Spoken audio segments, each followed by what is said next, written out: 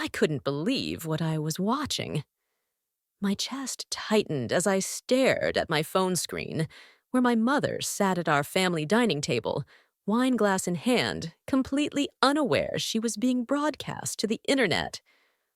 Oh, please, my mom scoffed, rolling her eyes dramatically. My daughter thinks selling houses makes her successful. She couldn't hack it in nursing school, and now she's just wandering through life like a desperate failure. My cousin Jenna had texted me an hour ago. You need to see this. I'm so sorry. She'd attached a link to her latest live stream, part of her ongoing attempt to become a social media influencer. I'd been at a real estate conference in Providence when the family gathered for Sunday dinner. I was just settling into my hotel room when the message came through. My name is S.E.D. Sullivan. I'm 32 years old, and for the past 5 years, I've quietly been paying my mother's medical bills after her rheumatoid arthritis diagnosis.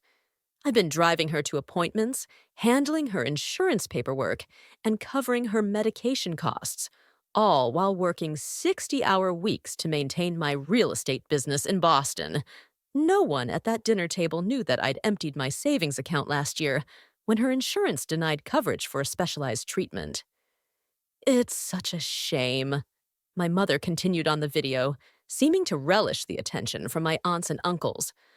All these grand dreams about becoming a nurse, and now she just sells houses to people who actually succeeded in life. She laughed, and to my horror, I could hear my uncle and aunt chuckling along with her. Jenna's camera caught everything. I could see she was filming from her lap, probably trying to be discreet while documenting everyday family life for her social media followers. My mother had no idea she was being recorded, which made her words all the more devastating. Remember when she dropped out of nursing school? My mother turned to my aunt. She came home crying about how hard the exams were. Pathetic. And now, she acts like selling a house every few months makes her successful. The truth was that I had put my nursing education on hold, specifically to help her when she got sick. I was making decent money in real estate, but every extra penny went to her medical care instead of back to school. She just doesn't have what it takes. My mother sighed dramatically, reaching for her wine glass, the same wine I had purchased for family dinners. Some people just aren't cut out for real achievement. The live stream continued for another excruciating minute before Jenna finally turned the camera away. I sat frozen in my hotel room, tears streaming down my face as the bitter reality sank in. For years, I'd told myself that my mother's occasional harsh comments were just her pain talking or her old-school approach to motivation. But this wasn't a momentary relapse. This was who she truly was. And now, there was undeniable proof. My phone buzzed again, another text from Jenna. I'm so sorry you had to see that. I didn't realize what she was saying until it was too late. Do you want me to take the video down? I stared at the message for a long moment. No, I typed back. Leave it up. I need to show you something tomorrow when I get back. The drive back from Providence the next morning was a blur.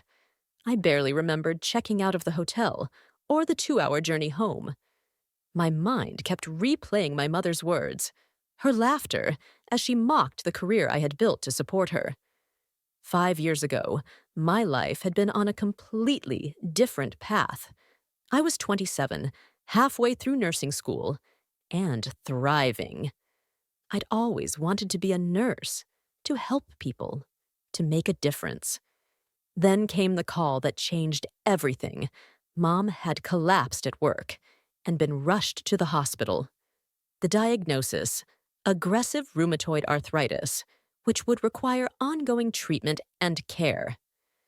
It's not fair, she'd cried from her hospital bed. How am I supposed to afford all this? The insurance barely covers anything. I held her hand and promised I'd help. We'll figure it out together, Mom.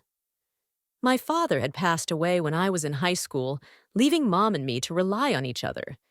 Despite her criticisms and occasional harsh words, I believed we had a bond that mattered. She'd sacrificed for me growing up, working extra shifts, making sure I had opportunities, and now it was my turn to step up. Within months, I made the tough choice to pause my nursing education. Real estate had flexible hours and the potential for good income. I could drive Mom to her appointments, handle her care, and still make enough to cover our growing expenses. It was supposed to be temporary, just until she stabilized, just until I could save enough to return to school. But temporary turned into years.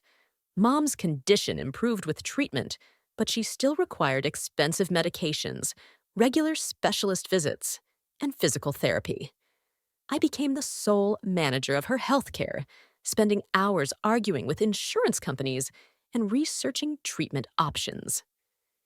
"You've become so responsible," she would occasionally say, offering moments of appreciation. Those words had sustained me through countless sleepless nights and stressful work weeks. I pulled into my driveway and sat quietly. I hadn't told Mom I was coming back today. She thought I was still in Providence networking with other realtors at the conference, an opportunity I'd cut short after seeing the video.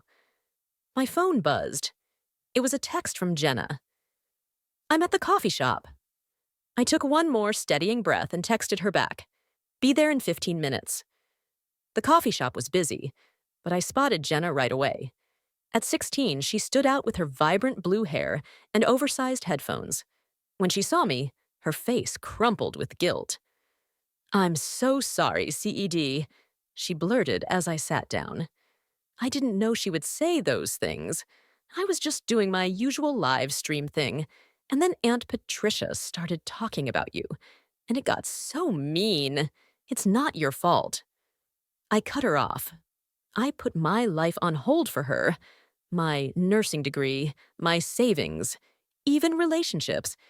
Everything went on the back burner because I thought she needed me. Jenna looked up from the paperwork, her expression shifting from shock to anger. "And she calls you a failure? That's so messed up." I nodded, feeling an unexpected calm settle over me. I always thought her criticism was her way of motivating me, that underneath it all, she appreciated what I was doing. I laughed bitterly. Guess I was wrong. "So what are you going to do?" Jenna asked. I stared at the folder, my thoughts racing. I had already transferred the money I'd earmarked for my mother's next round of treatments into my personal savings account. The action felt small, but it was monumental to me. "Wow," Jenna whispered. "Are you sure?" "I've never been more sure of anything," I replied, surprising myself with how steady my voice sounded. I've spent 5 years being her safety net while she dismisses everything I do. That ends today. I showed Jenna the acceptance letter I had received months ago from the nursing program, the one I almost deferred.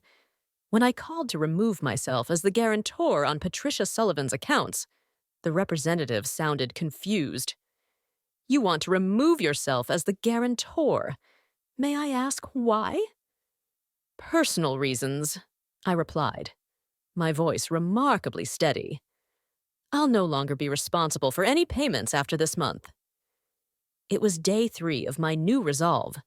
I'd spent the weekend in a productive frenzy, calling insurance companies, updating payment information, and drafting emails. My dining room table was covered with paperwork as I systematically dismantled everything. The inevitable confrontation loomed. My phone had been buzzing with messages from my mother since yesterday. She had no idea what I was doing, but expected me to drive her to a doctor's appointment this morning. I hadn't shown up. "Where are you?" she texted. "I've been waiting for an hour. The doctor's office called. They said my insurance card was declined. Fix it ASAP. Are you ignoring me? Answer your damn phone. SED. Each message strengthened my resolve. I switched my phone to silent and kept working. I had drafted a letter to send to my family. I've made this decision for personal reasons, but I wanted you all to be informed as my mother may require assistance moving forward. Attached is a detailed breakdown of the support I've provided over the years. Should any of you wish to help, I hope you understand that this was not a decision I made lightly. Best regards, S.E.D. I attached the spreadsheet I'd created, documenting every payment, every appointment, and every hour spent managing her care. The evidence was irrefutable. A text came through from my mom. "You've missed 3 of my calls. My medication refill was denied at the pharmacy. What are you doing?" I took a deep breath and spoke clearly through the door. "I'm not doing this anymore, Mom. You'll be receiving information from the insurance company soon. I suggest you read it carefully." "What are you talking about? Open this door." Number. The single word felt powerful on my lips. "I've heard what you really think of me. I think it's time we both moved on with our lives." There was a moment of silence before she pounded on the door, but I didn't respond. Uncle James thought I was being selfish and cruel. My cousin Thomas suggested I sort out whatever petty disagreement I was having with my mom. Only Jenna, and surprisingly, my elderly Aunt Bridget seemed to understand. Bridget's message was simple. "It takes courage to stand up for yourself, dear. Call me if you need anything." I blocked my mother's number first. Then one by one, I muted the relatives who hadn't bothered to ask for my side of the story. The silence that followed felt freeing. On campus afterward, I felt a sense of belonging that had been missing for years. This was where I was meant to be, pursuing my own dreams instead of living in service to someone else's needs. My real estate business would need adjusting to accommodate my class schedule, but I had already started planning. I'd focus on fewer clients, concentrate on higher value properties, and hire a part-time assistant for administrative tasks. The income would be reduced, but without my mother's expenses, I could manage. Later, Jenna called. "What's going on? Your mom is telling everyone you've had some kind of mental breakdown. She's saying you've been under stress from your failing business, and that's why you're acting out." I could hear the air quotes in Jenna's voice. "She's completely twisting everything around." I sighed, unsurprised. Classic deflection. "That's not all," Jenna continued. "She didn't realize I was still in the chat, and now she's convinced Aunt Maren to let her move in temporarily until she sorts out her medical situation." Her lies. But did I really need that vindication? The family members who were willing to believe her narrative without even asking for my side of the story, were they worth convincing? I closed the laptop without playing the video. I had the evidence if I needed it. But right now, I had more important things to focus on. My nursing application was complete. I'd scheduled my placement exam, and for the first time in years, I was planning for my future instead of managing someone else's crisis. The insurance letters had piled up, but I threw myself into preparations for nursing school, studying during every spare moment between real estate showings and client meetings. The placement exam was set for Friday, and with each practice test, I felt a growing confidence. Then came the ambush. I was finishing a showing of a 3-bedroom colonial in Brookline when I spotted them in my rearview mirror. My mother and Aunt Maren were waiting beside my mother's car in the parking lot. My first instinct was to drive away, but they had seen me. They knew I was there. My mother approached, her voice tight. "I can't get appointments with her specialist anymore. Is that what you wanted?" "What I wanted," I said carefully, "was to be treated with basic respect and appreciation. What I wanted was recognition for 5 years of sacrifice. What I wanted was a mother who didn't call me a desperate failure behind my back." My mother's face went pale. "What are you talking about?" "I saw the video, Mom. Jenna's live stream from the family dinner." I met her gaze steadily. I heard everything you said about me. A flash of regret crossed her face, but she quickly switched tactics. Her voice broke. I'm your mother, CED. After everything I've done for you, how can you abandon me when I need you most? Something snapped inside me. 5 years of suppressed resentment boiled to the surface. Everything you've done for me? I echoed in disbelief. Let me tell you what I've done for you. I put my entire life on hold. I spent over $100,000 on your care. I drove you to every appointment, managed every prescription, fought with insurance companies on your behalf. And in return, you call me a failure? I'm sorry if I hurt your feelings, but this is an extreme overreaction, she replied. I'm facing serious health complications. I'm aware, I replied calmly, and I've provided you with 5 years of continuous support. Now it's someone else's turn. I turned to Aunt Morin. She's living with you now, right? Has she asked you for money yet? How many doctor's appointments have you driven her to? How many prescriptions have you picked up? Aunt Morin's silence was answer enough. That's what I thought, I said, turning back to my mother. Some things never change. But I had changed. As I headed home to continue studying for my nursing exam, I realized I didn't feel guilty anymore. For the first time in years, I felt free. 3 months passed in a blur of activity. I aced my nursing placement exam, enrolled in the accelerated program for students returning to education, and reorganized my real estate business to accommodate my new schedule. I hired Kylie, a bright college student, as my part-time assistant. Aunt Morin quietly reached out to me a week later. I had no idea what you'd been dealing with, she admitted over coffee. Patricia told me you were being difficult and selfish. I should have asked for your side of the story. It's okay, I replied, surprising myself with how much I meant it. Mom has always been good at controlling the narrative. The Boston Real Estate Association's annual awards ceremony wasn't something I had paid much attention to in previous years. I'd been too busy managing my career. But this year, it felt like a chance to celebrate how far I'd come, both professionally and personally. The evening of the ceremony arrived, and I found myself in a hotel ballroom, surrounded by Boston's real estate community.